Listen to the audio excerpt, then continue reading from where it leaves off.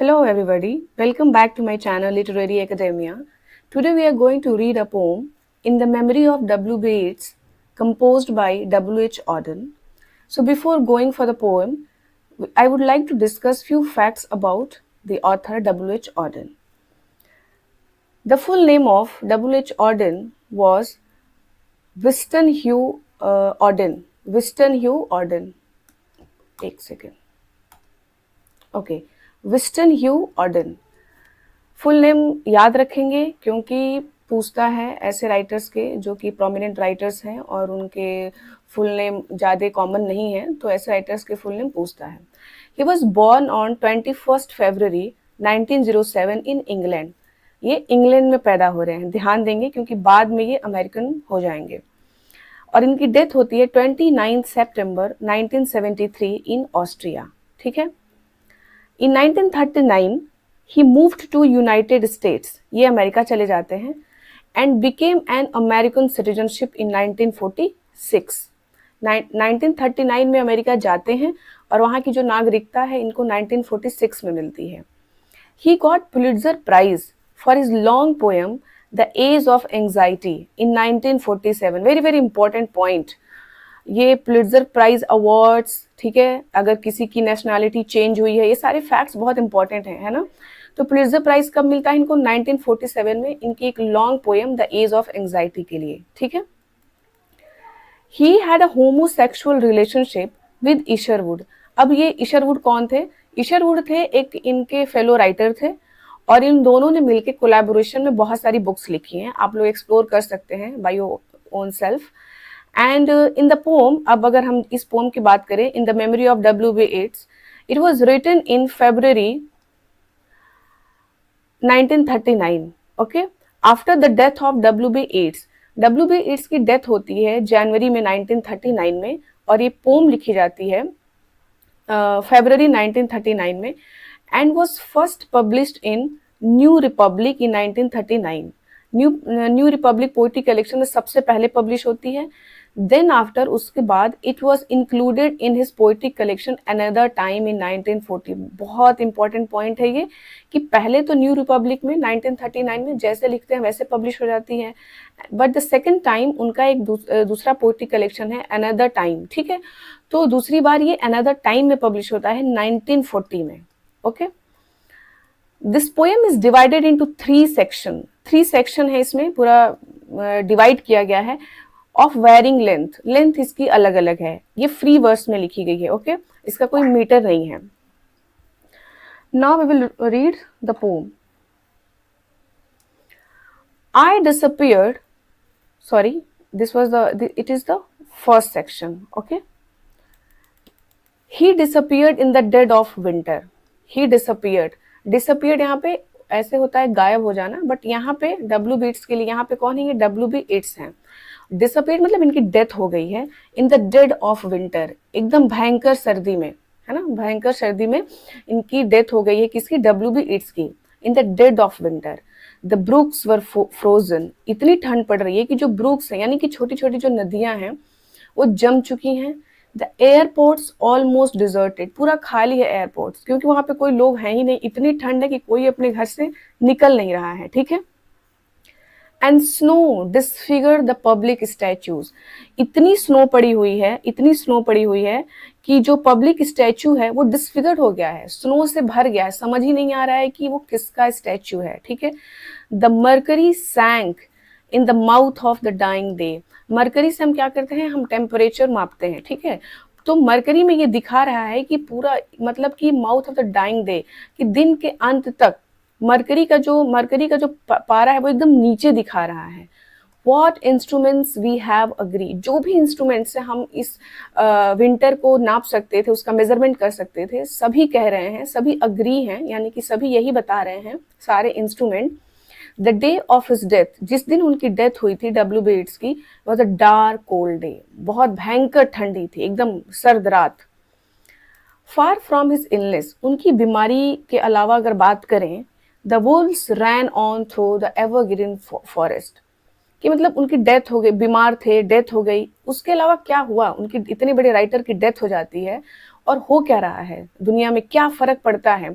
यहाँ पे देखिए एलिजी ट्रेडिशनल वे में क्या होता है कि आप जब कोई एलिजी लिखी जाती है ट्रेडिशनल वे में तो उनकी तारीफ की जाती है, जिसके भी डेथ पे लिखी जाती है तारीफ की जाती है, बताया जाता है कि उनका कितना बड़ा कंट्रीब्यूशन था हमारे समाज में और उनके जैसा सोल अब आएगा नहीं। बट यहाँ पे ज़्यादा इम्पोर्टेंस दे नहीं रहे हैं WH ऑर्डन WB ईट्स को। क्यों? क्योंकि ये थोड़ा सा उनका सैटेरिकल टोन है, आयरॉनिकल टोन है ना। The wolves ran through evergreen forest, जो वोल्व्स थे वो हमेशा की तरह फॉरेस्ट में दौड़ रहे हैं उनको नहीं पता, उनको फर्क ही नहीं पड़ रहा है कि किसकी डेथ हो गई। द पीजेंट रिवर मतलब जो गांव की नदी है वॉज अनटेम्प्टेड, मतलब कि अभी इम्प्योर नहीं हुई है, ये प्योर ही थी। बाय द फैशनेबल क्वेज मतलब होते हैं जो बनावटी घाट होते हैं, है ना, जो आर्टिफिशियल जो सजा वजा के घाट बना दिए जाते हैं टूरिज्म के पर्पज से, है ना। तो जो पीजेंट रिवर है, जो गांव की नदियां हैं अभी भी प्योर हैं, अनटेम्प्टेड हैं और उनके नदियों के किनारे क्वेज नहीं बनाए गए हैं, फैशनेबल क्वेज नहीं बनाए गए हैं। बाय मॉर्निंग टंग्स, तो जो मॉर्निंग टंग्स हैं यानी कि जो लोग हैं जो विलाप कर रहे हैं, जो उनके डेथ पे जो भी लोग रो रहे हैं, यहाँ पे आए हैं मौन करने। The death of the poet was kept from his poems, जो डेथ, ये जो लोग आए हैं उनके डेथ पे, ये लोग उनके पोएम्स के बारे में अवेयर ही नहीं है। इतने बड़े पोएट की डेथ हो जाती है, लोग आए तो हैं, लोग रो तो रहे हैं, बट उनके पोएम के बारे में ये लोग अवेयर नहीं है कि वो जो राइटर जिसकी डेथ हुई है उसका कंट्रीब्यूशन क्या था, आखिर उसने वो क्या लिख के गया है। But for him it was his last afternoon as himself. लेकिन अगर हम WB ईट्स की बात करें तो जिस दिन उनकी डेथ हुई वो दिन उनका आखिरी दोपहर था उनकी लाइफ का। An afternoon of nurses and rumours, एक ऐसा आफ्टरनून, एक ऐसी दोपहर जब उनके चारों तरफ नर्सेस थी एंड रूमर्स, और रूमर्स भी फैल रहे थे। जब कोई हॉस्पिटल में होता है तो रूमर्स फैलता है कि डेथ हो गई, नहीं डेथ नहीं हुई है, वो ठीक हो रहे हैं, तो नहीं अब वो एकदम से अब ठीक नहीं हो सकते, उनकी सिचुएशन बहुत क्रिटिकल हो गई है। अभी आपने सुना होगा एक बहुत बड़े एक्टर की डेथ हो गई तो कैसे ट्यूमर फैल रहे थे, तो ये उसी ट्यूमर की बात हो रही है। The provinces of his body revolted, provinces मतलब होता है क्षेत्र, इलाका। बॉडी का क्षेत्र क्या है, मतलब पार्ट्स ऑफ द बॉडी। हमारे बॉडी के जो प्रोविंसेस हैं, जो क्षेत्र हैं, वो क्या है, हमारे बॉडी है, सॉरी हमारे जो क्या बोलते हैं, जो पार्ट्स ऑफ द बॉडी हैं, ठीक है, जो हमारे हाथ पैर, ये सारे क्या है, प्रोविंसेस ऑफ द। तो क्या कह रहे हैं कि उस दोपहर में जब नर्सेस थी, रूमर्स भी फैल रहे थे, तो उनके जो बॉडी पार्ट्स थे रिवोल्टेड, वो रिवोल्ट कर दिए, वो अब काम नहीं कर रहे थे। The squares of his mind were empty, जो उनका दिमाग था, उनका दिमाग कोने कोने तक शांत हो चुका था, उनके दिमाग में कुछ भी नहीं था। Silence invaded the suburbs, silence ने पूरे बॉडी को इन्वेड कर लिया था, कैप्चर कर लिया था, पूरी बॉडी साइलेंट हो गई थी। The current of his feeling failed, जो उनकी सांस थी, जो उनकी फीलिंग थी, उसका जो करंट था, जो एक मतलब गति से जो चलती है सांस, क्या वो फेल हो गई। ही बिकेम हिज एडमायरर्स, और अब वो क्या हो गए थे, अब वो अपने एडमायरर्स के ऑब्जेक्ट हो गए थे। अब वो एडमायर ही किए जा सकते थे, क्यों? क्योंकि अब उनकी डेथ हो गई है, अब वो कुछ नहीं कर सकते, सिर्फ और सिर्फ एडमायर हो सकते हैं। Now he is scattered among the 100 cities, अब उनकी डेथ हो गई, वो 100 सिटीज में स्कैटर्ड हो गए हैं। अब यहाँ पे इसका मेटाफोरिकल मीनिंग ये होगा कि उनकी जो पोइट्री है वो सैकड़ों शहरों में क्या है, डिस्ट्रीब्यूट है। वो अब वो अपने पोइट्री के रूप में शहरों में जाने जाएंगे। And wholly given over to unfamiliar affection, और अब क्या, अब उनको अनफैमिलियर अफेक्शन मिलेंगे, है ना। जो उनको नहीं जानता था जब वो जीवित थे, वो भी कहेगा कि अच्छा उनकी डेथ हो गई, लोग बैठ के बात करेंगे। तो अनफैमिलियर अफेक्शन, उनको ऐसा प्यार मिलेगा जिसको जब वो जिंदा थे तो उनको नहीं पता था कि ये लोग भी उनको अप्रिशिएट करते हैं। To find his happiness in another kind of wood, और अब वो हैप्पीनेस किसी दूसरे जंगल में प्राप्त करेंगे, यानी कि किसी दूसरे वर्ल्ड में प्राप्त करेंगे जहाँ पे अब चले गए हैं। And be punished under a foreign code of conscience, कभी कभी उन्हें पनिश भी किया जाएगा अगर उन्हें पाया जाता है कि under foreign code of conscience, कि अगर उन्होंने एक दुनिया के तौर तरीके से, समाज के तौर तरीके से उन्होंने, या एक पोइट्री ट्रेडिशनल पोइट्री अगर उन्होंने नहीं लिखा है, एक पोइट्री का एक मापदंड होता है कि मतलब पोइट्री ऐसी लिखी जानी चाहिए, तो लोग उस बेस पे उनको जज करेंगे, और अगर उस कोड ऑफ कंसाइंस में वो फिट नहीं बैठते हैं तो उनको पनिश किया जाएगा, यानी कि उन्हें क्रिटिसाइज किया जाएगा। The words of a dead man, ये जो मरे हुए इंसान के जो शब्द हैं, जो पोइट्री है, अब डब्ल्यू बी येट्स के शब्द क्या है, अब तो मर गए हैं, तो उनके शब्द क्या है, उनकी पोइट्री ही तो है, are modified in the guts of the living. अब उनके शब्दों को तोड़ मरोड़ के पेश किया जाएगा, मॉडिफाई किया जाएगा, किसके द्वारा, जो लिविंग है ना। अब वो उनके शब्दों को तोड़ मरोड़ के पेश करेंगे कि इस लाइन में डब्ल्यू बी येट्स ये कहना चाहते हैं, इस लाइन में ये कहना चाहते हैं, यहाँ पे इनका ये मतलब है, like that.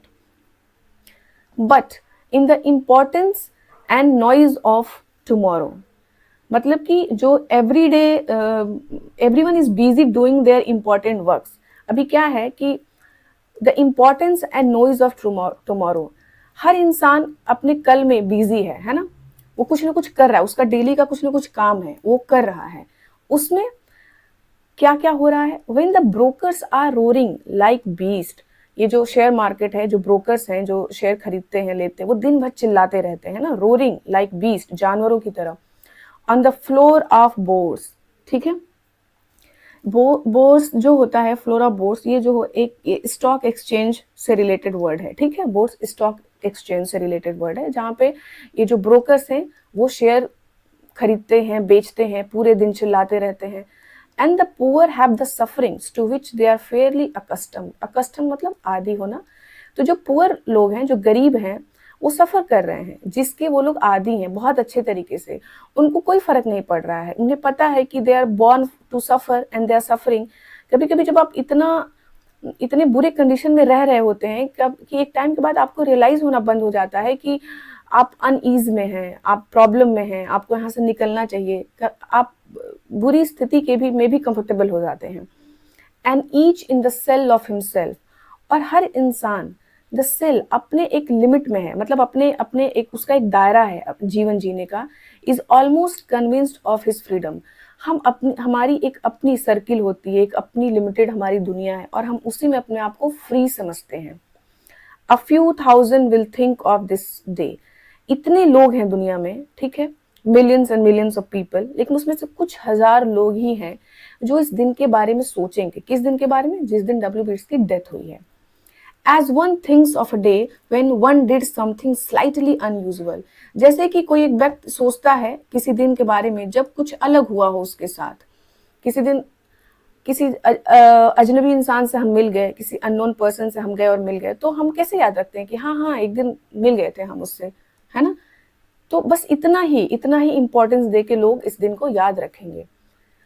Again the line is repeated, What instruments we have agree, जो भी इंस्ट्रूमेंट्स हमारे पास थे, the day of his death was a dark cold day, वो यही बताते थे कि उस दिन बहुत अधिक ठंड थी, है ना। पहला पार्ट यहाँ पे खत्म होता है, अब सेक्शन दूसरा शुरू होता है, दूसरा पार्ट या दूसरा सेक्शन। यहाँ पे जो WH ऑर्डन है वो डायरेक्ट डब्ल्यू बी येट्स से कह रहे हैं कि you are silly like us, तुम हमारे ही जैसे थे, सिली बेवकूफ़ थे, यानी कि तुम्हारे अंदर भी कुछ कमियां थी जैसे हमारे अंदर है, लेकिन your gift survived it all. Gift यहाँ पे क्या है, गिफ्ट है यहाँ पे पोइट्री है यहाँ पे गिफ्ट। योर गिफ्ट, तुम्हारी जो पोइट्री है उसने सर्वाइव किया, तुम तो सिली थे लेकिन जो तुम्हारी पोइट्री थी वो बनी रही, सर्वाइव करती रही। The parish of rich woman, parish मतलब होता है इलाका, तो तुम्हारी पोइट्री कहाँ कहाँ पाई गई, रिच वुमन के इलाके में भी, रिच वुमन ने भी तुम्हारी पोइट्री को पढ़ा। फिजिकल डीके, पोइट्री लिखते लिखते तुम वृद्ध हो गए, तुम ओल्ड एज में आ गए, और पोइट्री लिखते लिखते तुमने अपनी फिजिकल डीके को भी देखा, लेकिन तुम्हारी पोइट्री सर्वाइव करती रही, तुम लिखते रहे। Mad Ireland hurt you into poetry, यहाँ पे मैड आयरलैंड क्या है, जो आयरलैंड था वो अपनी फ्रीडम की लड़ाई लड़ता रहा, और उस इंडिपेंडेंस की लड़ाई में डब्ल्यू बी येट्स जो थे वो एक एक्टिव पार्टिसिपेंट थे, नॉट इन द बैटलफील्ड, वो बैटलफील्ड पे लड़ने नहीं जाते थे, बट इंटेलेक्चुअली वो इंडिपेंडेंस को सपोर्ट करते थे, वो पोइट्री में लिखते थे, वो अपने पोइट्री में सपोर्ट करते थे, ठीक है। तो कह रहे हैं कि मैड आयरलैंड, ये जो पॉलिटिकल टर्मोइल है आयरलैंड में जो कि मैड हुआ पड़ा है, ठीक है, इंडिपेंडेंस के लिए, हर्ट यू इनटू पोइट्री। जब वो तुम्हें हर्ट करता है, जब तुम आयरलैंड की सिचुएशन को देख के हर्ट होते हो तो तुम पोइट्री लिखते हो, है ना। देखिए यहाँ पे W.B. इट्स ने अपने आप को द लास्ट रोमांटिक्स भी बोला था। आप लोग कहीं पढ़े होंगे द लास्ट रोमांटिक्स। ऐसा क्यों बोला था? क्योंकि इन्होंने सबसे पहले फ्रीडम को सपोर्ट किया था, नेशनलिज्म को सपोर्ट किया था, जो कि एक रोमांटिक सेंसिबिलिटी इसको कहा जाता है। लेकिन जब ये मूवमेंट बहुत भयंकर हो गया, जब वायलेंस होने लगा और सब एक दूसरे का कत्ल करने में लगे थे, अब वो थोड़ा सा शिफ्ट हो गया। जो इन लोगों का मोटो था, सिर्फ इंडिपेंडेंस नहीं चाहिए था, अब बात ये हो गई थी कि कत्लेआम एक तरह से शुरू हो गया था। अब तब जाके इनका डिसइल्यूजनमेंट होता है W.B. ईट्स का, ठीक है। तो ये याद रखेंगे कि इन्होंने अपने आप को कहा था द लास्ट रोमांटिक्स, ठीक है। और ये थोड़े से रोमांटिक सेंटिमेंट के थे, क्योंकि ये कुछ रोमांटिक आइडियल्स थे, उसको ये सपोर्ट करते थे, है ना। तो ये कह रहे हैं कि mad Ireland hurt you into poetry, now Ireland has her madness and her weather still. हालांकि आयरलैंड की सिचुएशन अभी भी वही है, वही पॉलिटिकल टर्मोइल है, और उस वहाँ का जो वेदर है, यानी कि जो सिचुएशन है, वो अभी भी वैसी ही है जैसी जो तुमको हर्ट करती थी। For poetry makes nothing happen, very very important line, ये पूछा ही जाता है और बहुत फिलोसफिकल है। अभी कहीं रिसेंट में क्वेश्चन आया था कि poetry makes nothing happen W.B. Yeats के पोएम के किस पार्ट में आता है। तो पहले तो ये सेकंड पार्ट में आता है, और किसने लिखा, W.B. ईट्स ने लिखा, किस पोएम की लाइन है। तो ये फिलोसफिकल भी है, बहुत इंपॉर्टेंट भी है, आप लोग इसको मिस नहीं कर सकते। कहते हैं क्यों? क्योंकि poetry makes nothing happen, poetry कुछ नहीं करती, पोइट्री ना वॉर रोकती है, ना इंडिपेंडेंस दिलवाती है, ना ही वायलेंस को रोकती है। पोइट्री कुछ नहीं करती, ये करती क्या है? इट सर्वाइव्स, ये जिंदा रहती है। कहाँ पे? In the valley of its making, जहाँ पे बनाई जाती है उस वैली में। यानी कि पोइट्री इसलिए जिंदा है क्योंकि पोइट्री लिखी जा रही है। जो पोइट्री का जो मेकिंग प्रोसेस है, जो राइटिंग प्रोसेस है, वहीं पे पोइट्री जिंदा है। वेयर, जहाँ पे एग्जीक्यूटिव्स मतलब officers, executives would never want to tamper, executive वहां तक जाना नहीं चाहते जहाँ पे पोइट्री मेकिंग में है, जहाँ पे पोइट्री लिखी जाती है। या तो ये एग्जीक्यूटिव्स इसलिए पोइट्री जिंदा है क्योंकि एग्जीक्यूटिव्स उसको टेम्पर नहीं कर पा रहे हैं, उस तक पहुंच नहीं पाते हैं। फ्लो ऑन साउथ, ये जो पोइट्री है ये साइलेंटली अनअफेक्टेड फ्लो करती रहती है, बहती रहती है साउथ के तरफ। फ्रॉम रैंचेस, रैंचेस मतलब होता है खेत, बड़े बड़े खेत। ऑफ आइसोलेशन, रैंचेस ऑफ आइसोलेशन, भयंकर आइसोलेशन से पोइट्री निकलती है, गुमनामी से पोइट्री निकलती है। एंड द बिजी ग्रीफ्स, और जो डेली के जो हमारे ग्रीफ हैं, डेली लाइफ के जो हमारे दुख हैं, वहां तक। देखिए सर्वाइव करने का मतलब ये है कि अब यहाँ पे देखिए कि पोइट्री कहाँ कहाँ मिलती है। पोइट्री आइसोलेशन में से निकलती है, जब आप बहुत दुखी होते हैं, बहुत हार्ट ब्रोकन होते हैं, अकेले होते हैं, पोइट्री के निकलने के चांसेस बहुत हाई होते हैं, ठीक है। तो from branches of isolation, isolation में पोइट्री जिंदा है। द बिजी ग्रीफ्स, और जो हमारे डेली के जो दुख दर्द पीड़ा है उसमें भी पोइट्री जिंदा है, तब भी पोइट्री लिखी जाती है। Raw towns that we believe and die in, और वो जो गांव हैं, ऐसे गांव जो प्योर हैं, जिसमें हम पैदा होते हैं और जहाँ पे हमारी डेथ हो जाती है, उसमें भी पोइट्री लिखी जाती है। It survives a way of happening a mouth. Poetry क्या है? पोइट्री एक वे ऑफ हैपनिंग है। पोइट्री कोई इंसिडेंट नहीं है, कोई घटना नहीं है, बल्कि एक तरीका है कुछ करने का, कुछ कहने का। अ माउथ, ये एक माउथ है, एक मुंह है जिससे कि हम कुछ कहते हैं। वही सेम माउथ के जैसे ही पोइट्री, पोइट्री से आप बहुत कुछ कह सकते हैं, एक वे है। ये मेटाफर है, यहाँ पे इस लाइन में मेटाफर है, ठीक है। तो यहाँ पे सेकंड पार्ट भी खत्म होता है। Now we have come to the third part of the pome.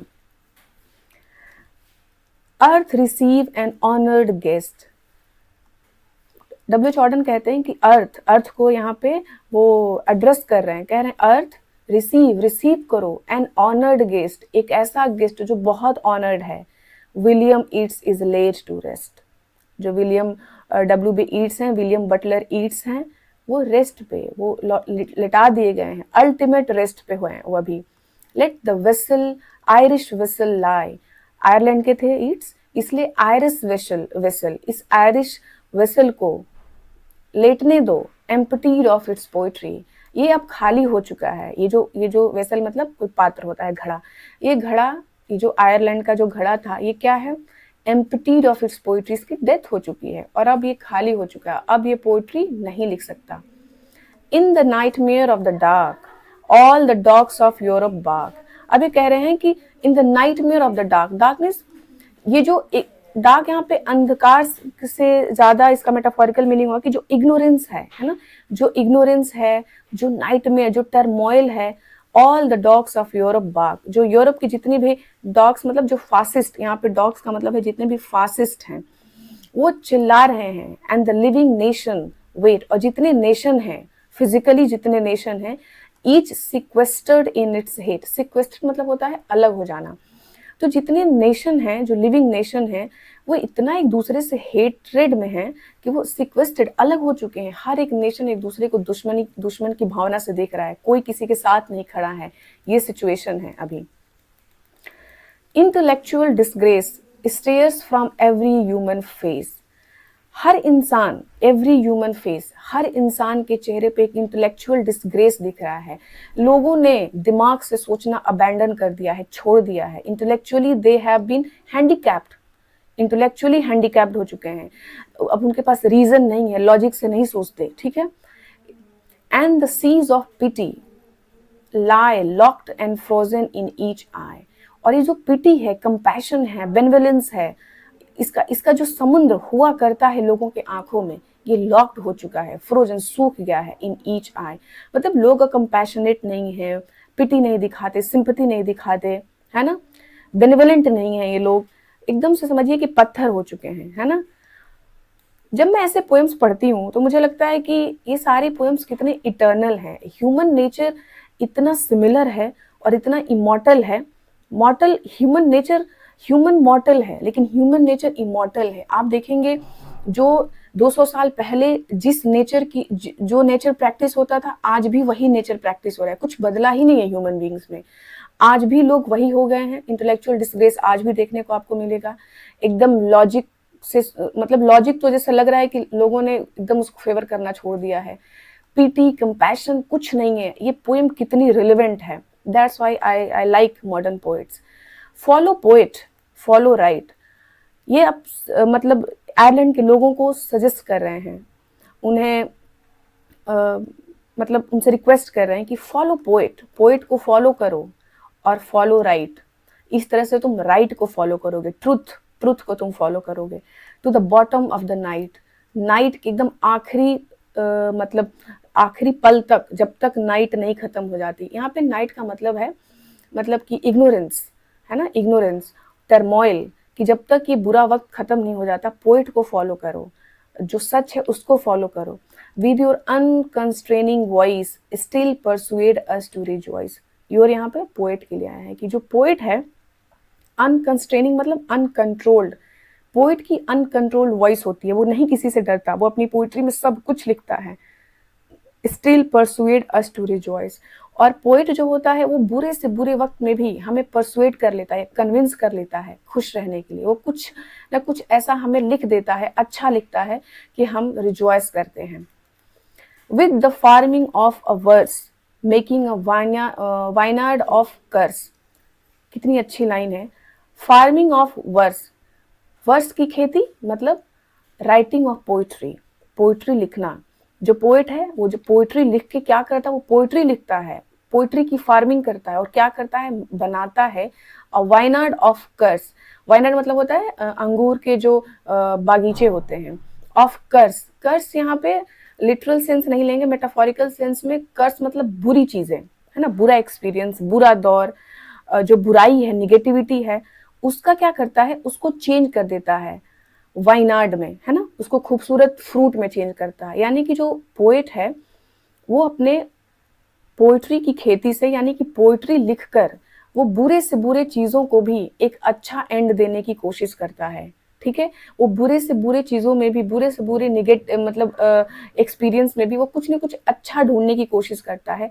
Singh of human unsuccess, बहुत खूबसूरत लाइन है कि जो राइटर, जो पोएट होता है, वो ह्यूमन फेलियर को, ह्यूमन अनसक्सेस को ऐसे गाता है, ऐसे पोर्ट्रे करता है कि इन रैप्चर ऑफ डिस्ट्रेस, ऐसे लगता है कि जो डिस्ट्रेस में भी रैप्चर, खुशी का आभास हो जाता है ना। यही तो है, आप दुखी में, आप दुखी होते हैं, उसमें भी आप हंस देते हैं, एक एक दर्द में भी एक सुकून मिलता है, ये पोएम पढ़ के, पोइट्री पढ़ के ही होता है। Now the last stanza is in the desserts of heart, ये जो हमारे दिल हैं जो कि डेजर्ट्स हुए पड़े हैं, रेगिस्तान हुए पड़े हैं, let the healing fountain start. इसमें सिंपथी, एम्पथी, कंपैशन, इसमें इसमें आने दो, इसमें आने दो ये सारी भावनाएं। In the prison of his days teach the free man how to praise. जो फ्री मैन है वो भी एक प्रिजन में है, वो प्रिजन ऑफ हिज डेज, मतलब वो अपने अपने दिनचर्या में, डेली लाइफ में वो उतना उलझा हुआ है, ट्रैप्ड है कि जो फ्री मैन है वो भी प्रेज करना भूल गया, वो ग्रेटफुल होना भूल गया है। Teach the free man how to praise. तो कहता है कि जो पोएट होता है वो उस फ्री इंसान को भी, जो कि अपनी रोज के दिनचर्या में एकदम बिजी है, उसके पास टाइम नहीं है कुछ भी सोचने का कि उसके पास क्या है क्या नहीं है, वो किन चीज़ों से ब्लेस्ड है, उसको भी वो सिखा देता है हाउ टू प्रेज, कि कैसे ग्रेटफुल हुआ जाता है लाइफ में। और ग्रेटफुल होना, the time you became grateful for the things you have, you get yourself connected to the god. और हम सभी को ग्रेटफुल होना ही चाहिए। It's a way to pay our love to the God, to the Almighty. So that was all about today, and फिर से हम मिलेंगे किसी दूसरे पोएम के साथ। Thank you so much.